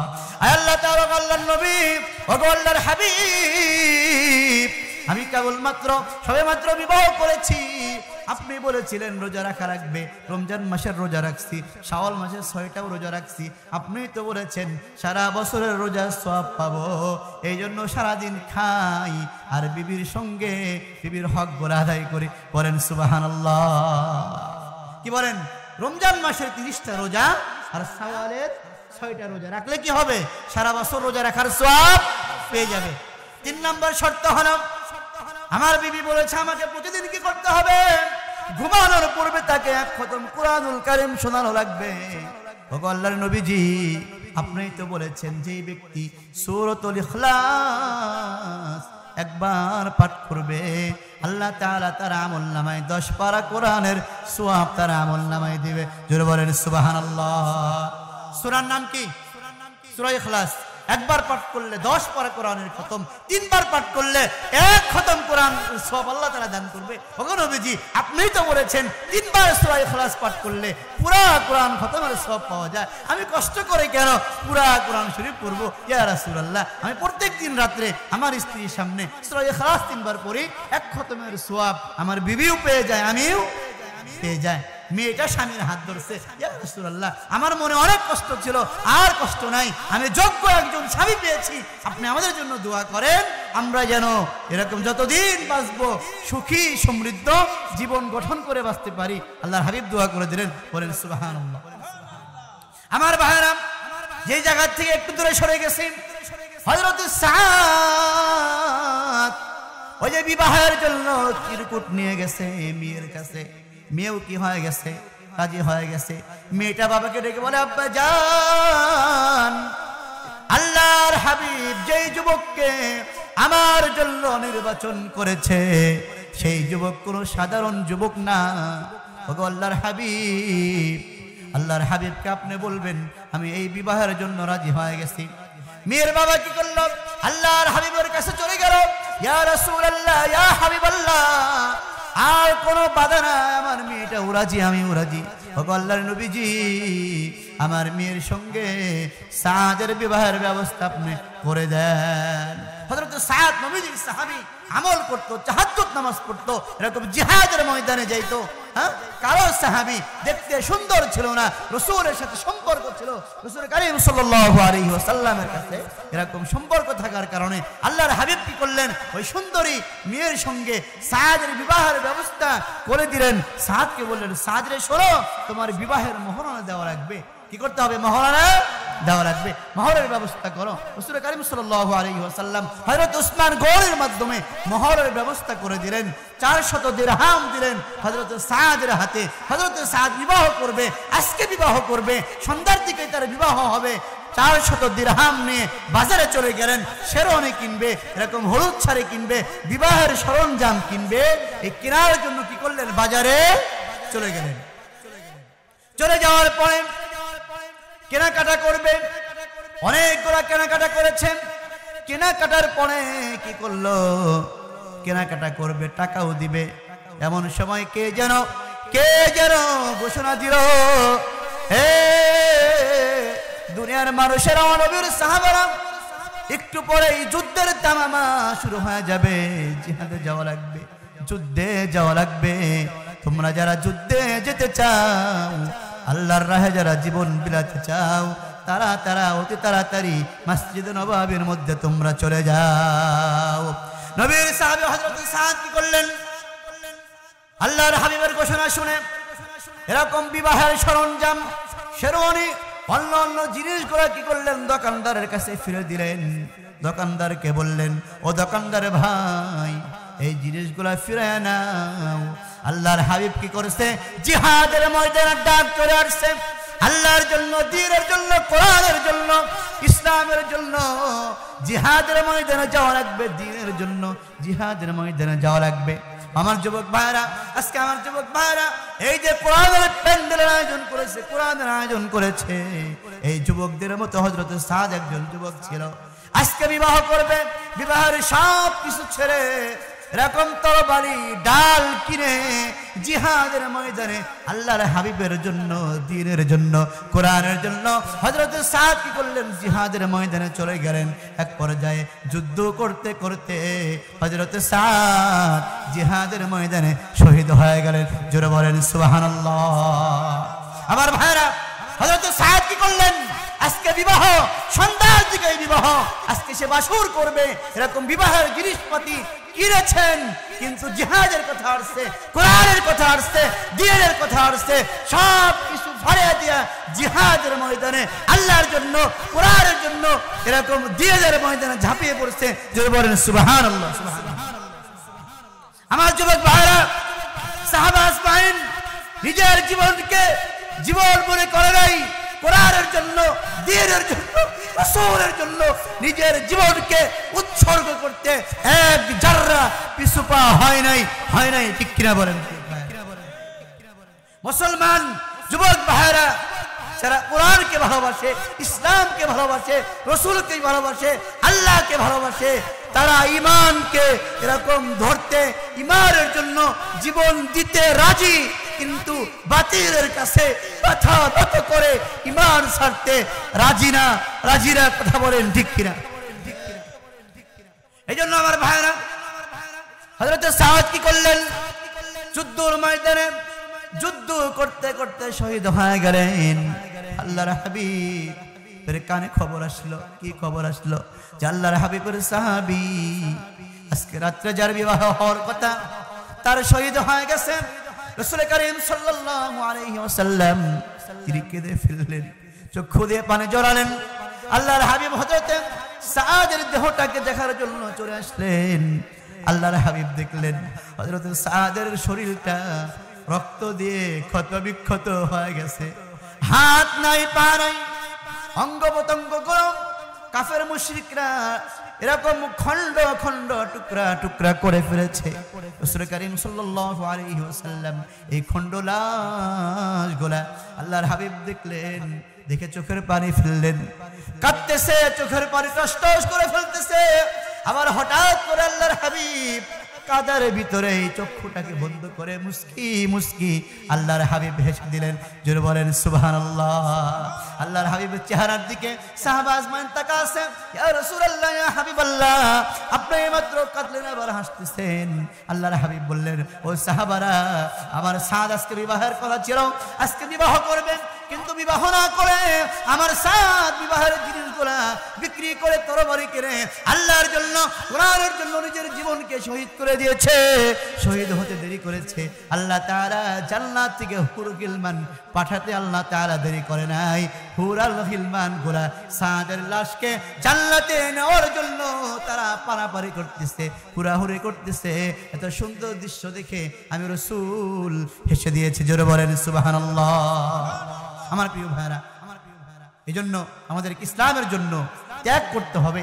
ইসলামের জন্য যদি কোনো সময়, এমন যদি কোনো সময় আসে ইসলামের জন্য, কোরআনের জন্য, আল্লাহর জন্য, দ্বীনের জন্য, রাসূলের জন্য আমার জীবন দেওয়া লাগবে, আপনার জীবন দেওয়া লাগবে, জীবনকে উৎসর্গ করতে হবে। আমরা কি রাজি আছি না ভাই? ইসলামের জন্য যে কোনো কাজ করতে রাজি আছি তো ইনশাআল্লাহ? কারা কারা রাজি আছে হাত তুলি। নারে তাকবীর, নারে তাকবীর। দিন ইসলাম, দিন ইসলাম। হাত নামান। আল্লাহ তাআলা সবাইকে কবুল করুক, আমিন বলেন। প্রিয় ভাইরা, এই যে দ্বীনি মজমা, দ্বীনের যে মজমাটা, এই দ্বীনের মজমাটা ভালো না খারাপ? কথা বলেন, ভালো না খারাপ? অত্যন্ত ভালো, অত্যন্ত ভালো। আমার যুবক ভাই অক্লান্ত পরিশ্রম করে এত সুন্দর একটি আয়োজন করেছে। আল্লাহ তাআলা সবাইকে দ্বীনের জন্য কবুল করুক, আমিন বলেন। প্রিয় ভাইরা, এই যে মজমাটা আপনারা প্রতি বছর কি করবেন? এই মজমাটা করবেন তো ইনশাআল্লাহ? প্রতি বছর রাখবেন তো ইনশাআল্লাহ? রাখবেন। আর প্রিয় ভাইরা, আমাদের এই দেশকে, মাতৃভূমিকে ইসলামের প্রতি, এই বাংলাদেশ ছোট্ট একটা দেশ, মানচিত্রের ভিতরে দেখা যায় না, বিশ্ব মানচিত্রের ভিতরে বাংলাদেশের পরিধি ছোট না বড়? ছোট। এই ছোট্ট দেশে এরকম 18 কোটি 17 কোটি মানুষ নিয়ে আমাদের বসবাস। আমাদের দেশের ভিতরে বৌদ্ধ, খ্রিস্টান, হিন্দু, বিভিন্ন ধর্মের লোক আছে, মুসলমান ভাই আছে। আমরা মুসলমান যারা, আমরা হিন্দুর কোনো ক্ষতি করি না, বৌদ্ধর কোনো ক্ষতি করি না, অমুসলিমের কোনো ক্ষতিকে আমরা করি? আমরা কি করি? এই যুবক ভাইরা, আমাদের গ্রামের আশপাশে যে গ্রামগুলো আছে, এখানে যারা হিন্দু আছে, হিন্দু ভাই যারা শুনতেছে, কোনো হিন্দুর মূর্তি আমরা ভাঙ্গি, তাদেরকে আমরা কষ্ট দেই। অথচ আমাদের এরকম পাশের দেশ, আমরা যে দেশকে আমাদের বন্ধু রাষ্ট্র মনে করি, ভারতকে আমরা বন্ধু মনে করি, আমাদের মনের ভিতরে যারা আমরা ভারতকে বন্ধু রাষ্ট্র মনে করি, আমরা যারা মনে করি ভারত ছাড়া বাংলাদেশের বাঁচার উপায় নাই, তাদেরকে বলতে চাই, ভারত থেকে বাংলাদেশের স্বাধীনতাকে নষ্ট করার জন্য, বাংলাকে দখল করার জন্য, বাংলাদেশের ভিতরে আগুন জ্বালানোর জন্য যে পরিমাণ মিথ্যাচার করতেছে, তারা কি সত্য করতেছে নাকি মিথ্যা করতেছে? কথা বলেন, সত্য না মিথ্যা? বন্ধু কোনোদিন মিথ্যা বলতে পারে? যেই বন্ধু আপনার ক্ষতি করতে চায়, তিনি কি আপনার বন্ধু? বন্ধু না দুশমন? ভারত থেকে প্রতিনিয়ত বিভিন্ন মিডিয়া থেকে বাংলাদেশ নিয়ে এত বড় বড় মিথ্যা কথা বলতেছে। জন্মের পরে, জ্ঞান হওয়ার পরে আমি অন্তত এত মিথ্যা কথা কোন মিডিয়ার মাধ্যমে শুনি নাই। আপনারা শুনছেন কিনা তা আমার জানা নেই। আপনারা শুনছেন? শুনছেন আপনারা? প্রিয় ভাইরা, ভারত থেকে এক পাগলা সাংবাদিক আছে, হকার সাংবাদিক আছে, জুতা চোর সাংবাদিক আছে। ও বারবার বলে এরকম ব্রাহ্মণবাড়িয়া দখল করবে, চট্টগ্রাম দখল করবে, এরকম সিলেট দখল করবে, বাংলাদেশকে হরণ করে ফেলবে। এটা কি মামুর বাড়ির মুয়া? কথা বলতে হবে, মামুর বাড়ির মুয়া এটা? হ্যাঁ প্রিয় ভাইরা, ভারতে 90% মুসলমান আছে নাকি 90% হিন্দু আছে? কাফের, মুশরিক, বৌদ্ধ, ইহুদি, নাসারা দিয়ে ভারত রাজ্য ভরপুর হয়ে গেছে। কিন্তু বাংলাদেশে 90% না 95% মুসলমানের দেশ হলো বাংলাদেশ। আল্লাহর হাবিব বলেছেন, মুসলমান যারা দ্বীনের জন্য, কোরআনের জন্য জীবন দিতেও করো পিছু পা হয় না। আর অমুশরিক যারা, এরকম মুসলমান না যারা, তারা কি করে? মৃত্যুকে ভয় পায়, আজরাইলকে ভয় পায়, মুসলমানদেরকে ভয় পায়, কোরআনের খাদেমদেরকে ভয় পায়। ঠিক কিনা বলেন? ভয় পায়। আমি ইন্ডিয়াতে বারবার সফর করেছি, ইন্ডিয়াতে একটা জিনিস দেখেছি, ইন্ডিয়ার মানুষগুলো মরণকে ভয় পায়, আর বাংলাদেশের 18 কোটি তাওহীদ জনতা ইসলামের জন্য জীবন দিতে ভয় পায় না। বাংলাদেশকে দখল করা এত সহজ না, সহজ না, কথা বলেন ঠিক কিনা? আল্লাহ তাআলা স্পষ্ট জানায় দিয়েছে, ইয়া আইয়ুহাল্লাযীনা আমানু লা তাত্তাখিযুল ইয়াহুদা ওয়ান নাসারা আউলিয়া বা'দুহুম আউলিয়া বা'দি। আল্লাহ তাআলা বলেছে, হে দুনিয়ার ঈমানদারেরা, তোমরা মুসলমান ব্যতীত অন্য কোন জাতিকে বন্ধু মনে করো না। আল্লাহ তাআলা আমাদের চাইতে ভালো জানেন নাকি কম জানেন? জোরে বলতে হবে মুসলমান, আল্লাহ তাআলা বান্দার চাইতে ভালো জানে না কম জানে? ভালো জানে। আল্লাহ তাআলা বলেছে, ইয়া আইয়ুহাল্লাযীনা আমানু লা তাত্তাখিযুল ইয়াহুদা ওয়ান নাসারা আউলিয়া বা'দুহুম আউলিয়া বা'দি। হে দুনিয়ার মানুষেরা, এই বান্দারেরা, তোমরা মুসলমান ব্যতীত ইহুদি, নাসারা, বৌদ্ধ, খ্রিস্টানের বাচ্চাদেরকে বন্ধুরূপে গ্রহণ করিবে না। ভারত কোনদিন মুসলমানের বন্ধু হতে পারে না। ভারতে কাশ্মীর দখল করতে চায়, আজমির শরীফ দখল করতে চায়, ভারতের মসজিদগুলা ভাঙ্গে, বাবরি মসজিদ ভেঙ্গেছে, কত ইসলামী নিদর্শনগুলা ভেঙ্গে চুরমার করে দিয়েছে। যারা মুসলমানদের মসজিদ ভাঙ্গে তারা আর যায় হতে পারে, মুসলমানের বন্ধু হতে পারে না। এই জন্য প্রিয় ভাইয়েরা, আমার দেশ, আমার মাতৃভূমি, এই দেশের জন্য এমন একটা সময় আসতে পারে, এমন একটা মুহূর্ত আসতে পারে, এই দেশ রক্ষার জন্য, দেশের জন্য, ইসলাম রক্ষার জন্য জীবনকে বাজি রেখে, হয়তোবা জীবন বাজি রেখে, জীবন বিলিয়ে দিয়ে ঈমান রক্ষা করা লাগবে, দেশ রক্ষা করা লাগবে। আপনারা কি প্রস্তুত আছেন? সবাই সবাই প্রস্তুত? নারায়ে তাকবীর, আল্লাহু আকবার। আল কোরআনের আলো ঘরে ঘরে আলো, আল হাদিসের আলো ঘরে ঘরে আলো, আলেম উলামা যেখানে আমরা আছি সেখানে, মসজিদ মাদ্রাসা যেখানে আমরা আছি সেখানে, নারায়ে তাকবীর। আল্লাহ হাত গলা কবুল করেন, আমিন বলেন, হাত নামান। প্রিয় ভাইয়েরা, এই জন্য আমাদেরকে খেয়াল রাখতে হবে, সতর্ক থাকা লাগবে।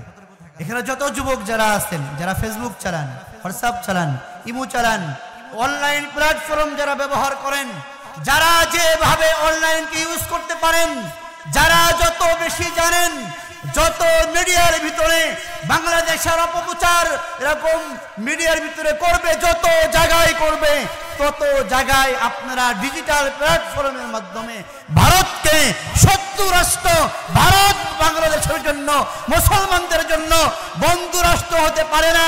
আপনারা যে যেখান থেকে পারেন প্রতিহত করার চেষ্টা করবেন তো ইনশাআল্লাহ? করবেন তো ইনশাআল্লাহ? করতেই হবে ইনশাআল্লাহ, করতে হবে তো? করতে হবে। আমার প্রিয় যুবক ভাইয়েরা, আপনাদের কাছে আকুল আবেদন, আপনারা হারাম থেকে ফিরে আসেন, হারাম রিলেশন থেকে ফিরে আসেন, গুনার কাজ থেকে ফিরে আসেন, অন্যায় কাজ থেকে ফিরে আসেন। যুবক তো তারা, যুবকরা চাইলে এই গৌরী স্বর্ণেন্দ্র বাজারের পুরা রূপরেখাকে পাল্টাইতে পারে, পারে না? যুবকরা চাইলে পারে না? যুবকরা যদি চায় এই গ্রামের প্রত্যেকটা মানুষ 5 ওয়াক্ত নামাজ জামাতের সাথে আদায় করবে, যুবক নিজেও নামাজ আদায় করবে, সবাইকে নিয়ে আদায় করবে, পারবে না? পারবে তো? পারবে। প্রিয় ভাইয়েরা, এই জন্য আমাদেরকে সচেতন হওয়া লাগবে, আমাদেরকে মৃত্যুবরণ করা লাগবে, আমাদেরকে পরকালে যাওয়া লাগবে। আল্লাহ তাআলা বলেছেন, ইন্নাল্লাযীনা আমানু ওয়া আমিলুস সালিহাতি কানাত লাহুম জান্নাতুল ফিরদাউস নুজুরা।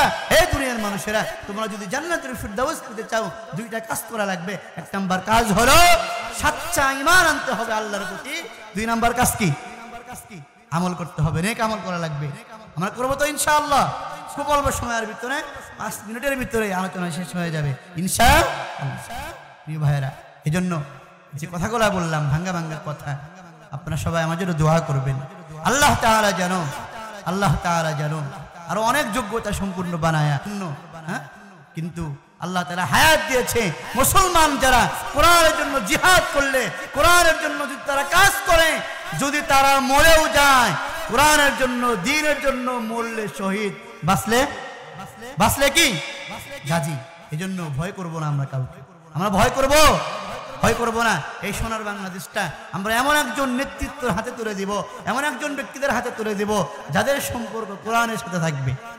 কথা বলেন, যাদের সম্পর্ক কোরআনের সাথে থাকবে, যারা অন্যায় করতে বলবে না, যারা খারাপ কাজের দিকে আপনাকে ডাকবে না, যারা জিনা করতে বলবে না, যারা আপনার হাতে মদ তুলে দিবে না, যে সকল নেতা মদ তুলে দিবে, অস্ত্র তুলে দিবে, এরকম নারীবাজি করার কথা বলবে, টাকা লুণ্ঠন করার কথা বলবে, রাষ্ট্রকে নষ্ট করার কথা বলবে, এই সকল স্বৈরাচারী জালেম কোন রাষ্ট্রনায়কের হাতে আমরা দেশ তুলে দিব? আমরা কোরআনের সাথে যাদের সম্পর্ক, দ্বীনের সাথে যাদের সম্পর্ক, আল্লাহ আল্লাহ রাসূলের সাথে যাদের সম্পর্ক, ইমানের সাথে যাদের সম্পর্ক, তাদের মাধ্যমে আমরা এই সোনার বাংলাদেশকে গড়ে তুলব ইনশাআল্লাহ। আল্লাহ তাআলা সবাইকে কবুল করুক, আমিন বলেন। প্রিয় ভাইয়েরা, আপনাদের গৌরীশ্বর নিংরা বাজার এই গ্রামটা অনেক সুন্দর একটা গ্রাম। আমাদের মাদ্রাসার হুজুর মাওলানা জুবায়ের সাহেব তিনি বারবার বলেছে, হুজুর এই পাহাড়ি অঞ্চলে এই গফিরলানা ওয়া তারহামনা লানাকুনান্না মিনাল খাসিরিন রাব্বিরহামহুমা কামা রাব্বায়ানি সাগীরা রাব্বিরহামহুমা কামা রাব্বায়ানি সাগীরা رب اجعل لي مقيم الصلاة ومن ذريتي ربنا وتقبل دعاء اے اللہ تعالی او مہربان مولا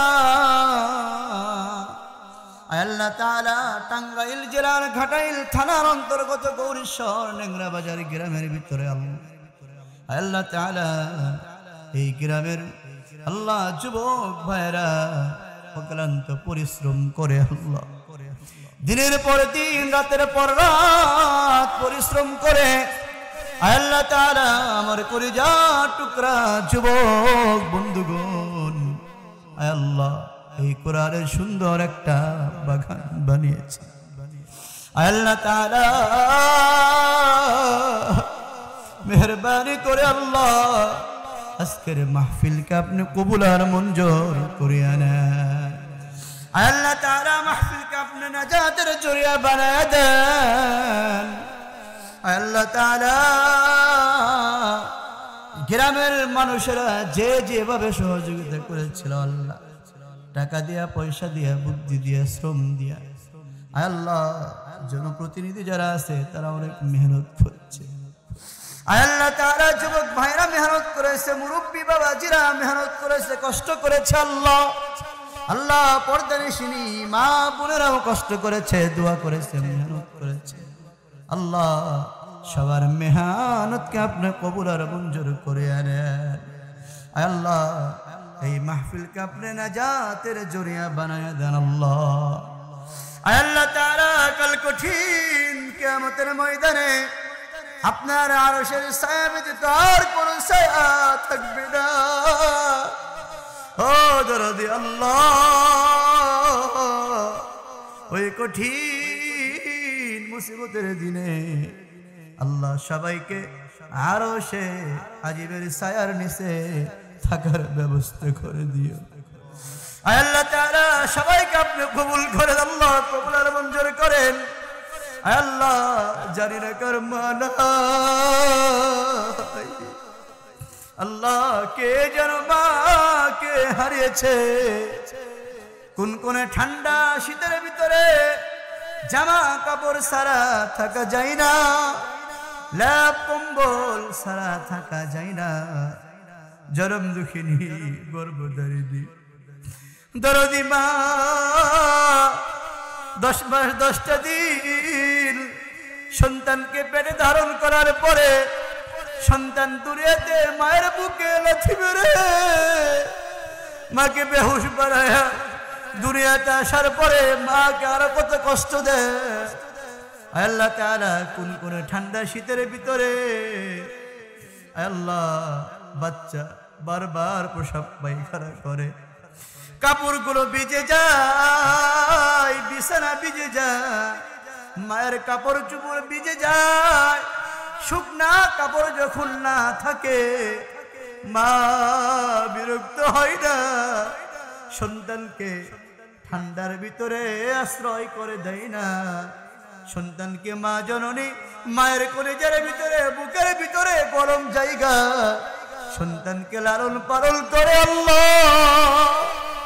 আল্লাহ বড় কষ্ট করে সন্তানকে মানুষ করেছে আল্লাহ, ওই মা যাদের অন্ধকারে কবরে চলে গেছে আল্লাহ, মাকে আপনি মাফ করে দেন আল্লাহ। মা জননীর কবরখানাকে জান্নাতের বাগান বানায়া দেন আল্লাহ।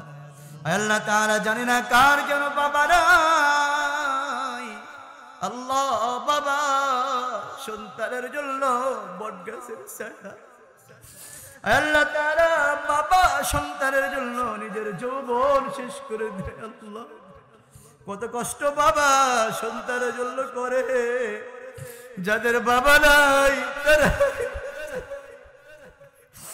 আল্লাহ তাআলা আমার মতো যারা বাবা হারা সন্তান আল্লাহ, বাবার কবরখানাকে জান্নাতের বাগান বানায়া দেন আল্লাহ।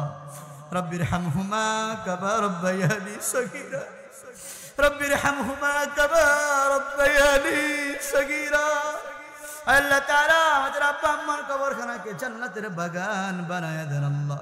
আমরা যারা হাত তুলেছি আল্লাহ, আমাদের মুরব্বী যারা অন্ধকার কবরে, মুরব্বীদের কবরখানাকে জান্নাতের বাগান বানায়া দেন আল্লাহ।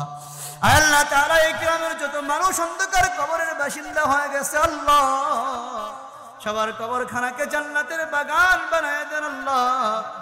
আল্লাহ তাআলা আমাদের যারা উস্তাদ যারা আছে, আমাদের শিক্ষা গুরু যারা আছে, স্কুলের স্যার মাদ্রাসার হুজুর যারা আছে আল্লাহ, তাদের মধ্যে যারা অন্ধকার কবরের বাসিন্দা হয়ে গেছে আল্লাহ, তাদের সবার কবরখানাকে জান্নাতের বাগান বানায়া দেন। আল্লাহ তাআলা মনে পড়ে গেল আপনার কোরআনের পাখি আল্লাহ, কোরআনের পাখি কে যাকে ডাকা হয় আল্লাহ, বাংলার আনাচে কানাচে যাকে কোরআনের পাখি বলে সবাই ছেড়ে আল্লাহ।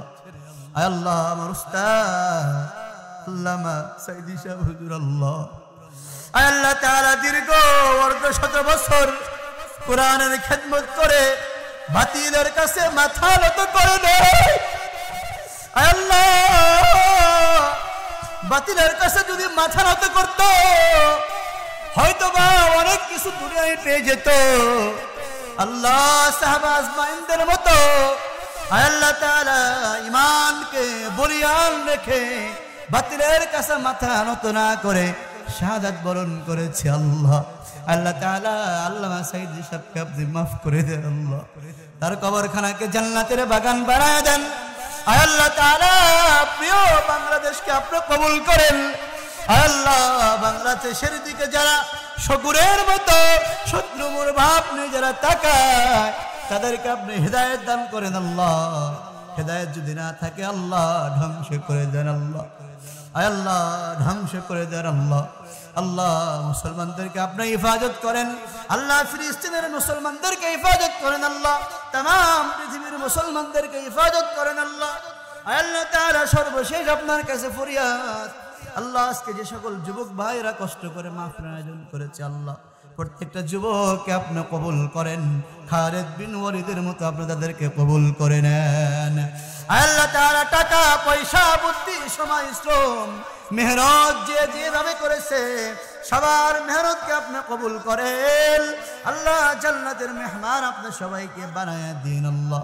আল্লাহ তাআলা এই গ্রামের মসজিদ মাদ্রাসা নতুন মাদ্রাসা হয়েছে আল্লাহ, মাদ্রাসা ঈদগাহ মাঠ কবরস্থান সব কিছু আপনি কবুল করেন। এই গ্রামের আলেম আমাদেরকে কবুল করেন আল্লাহ। মসজিদের ইমাম খতিব মুয়াজ্জিন আল্লাহ, গ্রাম প্রতিনিধি জনপ্রতিনিধি যারা কোরআনের জন্য যারা কাজ করে সবাইকে আপনি কবুল আর মঞ্জুর করেন আল্লাহ।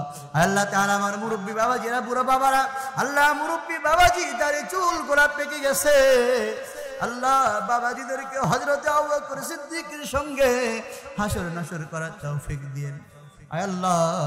আমরা তো সবাই কবরের যাত্রী, আমরা কেউ বাঁচতে পারবো না আল্লাহ। আমরা কখন জানো কবরে চলে যাব আল্লাহ। আল্লাহ কবরের সামান নিয়ে কবরে যাওয়ার তৌফিক দিয়েন আল্লাহ। আমার অনেক মা বোনেরা পর্দার আড়াল থেকে শুনতেছে আল্লাহ। আল্লাহ আমার মা বোনদেরকে আপনি কবুল করে নেন আল্লাহ। আমার মা বোনদেরকে আল্লাহ ইমাম হাসান হুসাইনের মায়ের মতো বানায় দেন আল্লাহ। পর্দানিশিনী হওয়ার তৌফিক দেন আল্লাহ মা বোনদেরকে আপনি মা খাদিজার সঙ্গে হাসর নাসর করার তৌফিক দিন। আল্লাহ তাআলা কখন যেন মালাকুল মাউত চলে আসবে, আল্লাহ যখন আসবে, আল্লাহ ওযুর হালতে নামাজের ভিতরে যেন আসে। আল্লাহ যখন মৃত্যু যখন হয়ে যাবে, আল্লাহ জানটা যখন কবজ হয়ে যাবে, আল্লাহ তাওহীদের বাণী যদি জবানে তখন পড়া যায়, জাহান্নাম হারাম হয়, জান্নাত ওয়াজিব হয়ে যাবে। সেই তাওহীদের বাণী সবার জবানে জারি করে দিও, লা ইলাহা ইল্লাল্লাহু মুহাম্মাদুর রাসূলুল্লাহ। আসসালামু